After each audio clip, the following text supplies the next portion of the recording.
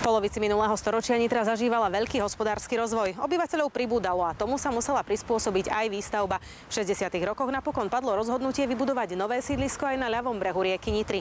Dostalo názov Chrenová. Počítalo sa so 4 fázami. Prvá fáza mala byť tzv. Chrenová číslo 1 a víťazným návrhom sa stal architektonický návrh Michala Maximiliána Schöera. Samozrejme, panelák je súčasťou sídliska, je základným prvkom na sídlisku. Avšak na tomto sídlisku sú tie paneláky možno trošku iné. Uplatnil mnohé nápady, ktoré boli veľmi progresívne a navrhol tu 3 typy domov. 2 skupiny štvorposchodových domov, rozostúpené v akomsi tvare včelieho úlu.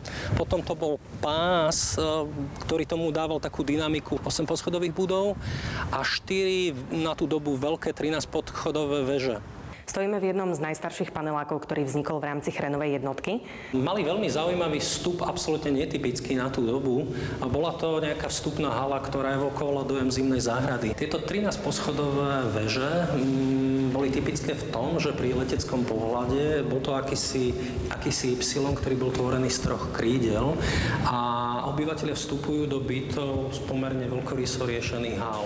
Chrenovú ešte za socializmu chodili obdivovať aj architekti zo západu a je zapísaná aj v urbanisticko-architektonickej knihe UNESCO. V súčasnosti patrí medzi najzelenšie sídliská na Slovensku. V tej dobe, keď sa stavala, tomu vôbec tak nebolo. Tu boli pasienky, tu sa pásol dobytok. Ľudia písali petíciu, kde sa sťažovali, že čo sa s tým bude robiť, pretože je smrad. Nejaké také prvky doslova lesa vyrastli po 45 rokoch. Že to sídlisko pôsobilo, ako keby tie domy boli tak rôzne porozhadzované v priestore. Ako sa tu teda dalo zorientovať?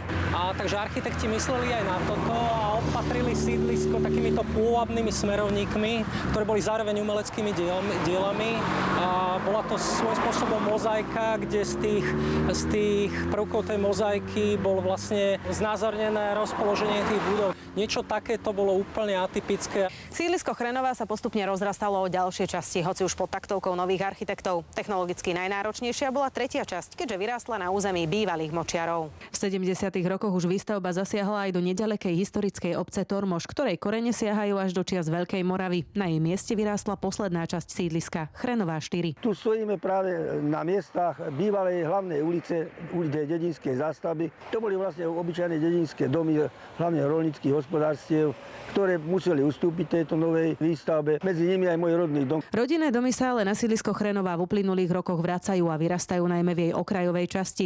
Dominantou ale zostávajú paneláky. Na sídlisku je ich takmer 200, v nich je asi 6900 bytov. V súčasnosti v nich žije asi 15 000 obyvateľov. Jana Obrancová, RTVS.